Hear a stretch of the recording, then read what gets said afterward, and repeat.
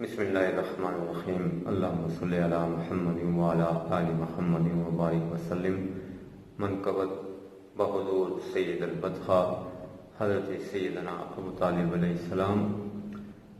رسول پاک سے پوچھو کہ کیا ہیں ابوطالب، رسول پاک سے پوچھو کہ کیا ہیں ابوطالب، علی سے پہلے ہیں مشکل کشا ابوطالب۔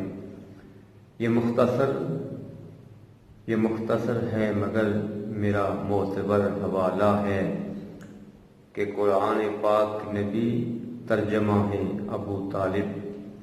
نبی کے چاہنے والے یہ بات جانتے ہیں، نبی کے چاہنے والے یہ بات جانتے ہیں، یا علی کا مطلب بھی ہے یا ابوطالب۔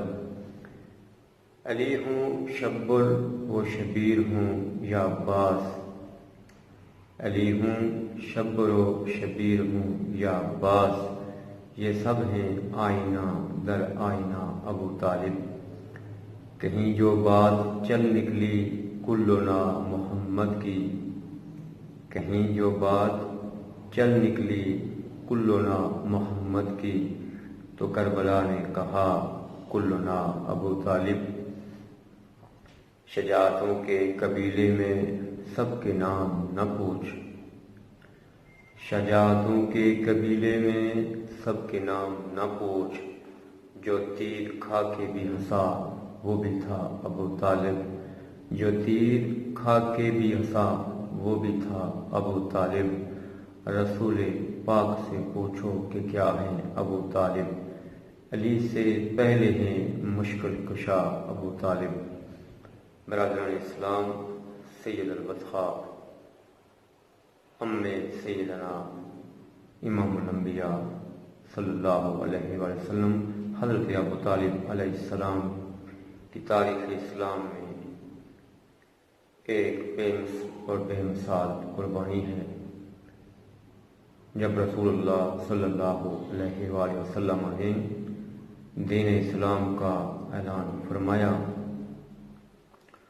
تو سب سے پہلے جو توحید کا جلسہ ہوا وہ سیدنا ابوطالب علیہ السلام کے گھر پر منعقد ہوا، اور اس ضیافت کا اہتمام بھی جناب سیدنا ابوطالب علیہ السلام نے فرمایا، اور 3 روز تک مسلسل دعوت ہوتی رہی، اور رسول اللہ 3 روز یہی دعوت لیتے رہے سرداران قریش کو کہ اس دعوت حق میں تم میں سے کون میرا ساتھ دے گا۔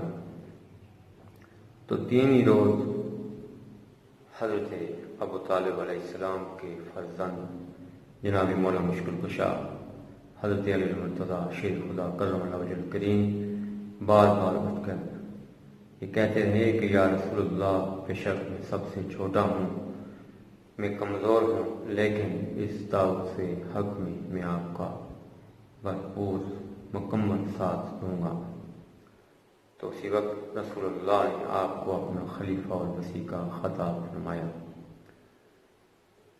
اور جب بھی اسلام پر مشکل آئی تو مولا مشکل کشا نے انتہائی شجاعتوں کا مظاہرہ کیا، جس کی ایک بڑی طویل تاریخ ہے۔ حضرت ابوطالب نے اپنی جان و مال سے ہمیشہ رسول اللہ کا ساتھ دیا، اور آپ کی اولاد نے بھی اسی سلسلے کو قائم و دائم رکھا، اور 61 ہجری میں کربلا معلیٰ کے مقام پر حضرت ابوطالب علیہ السلام کی اولاد نے بے شمار قربانیاں پیش کر کے دین اسلام کو تحفظ عطا فرمایا، حتیٰ کہ 6 ماہ کے ننھے حضرت علی اصغر نے بھی مسکرا کر اپنی جان پیش کی۔ اللہم صلی علی محمد وعلی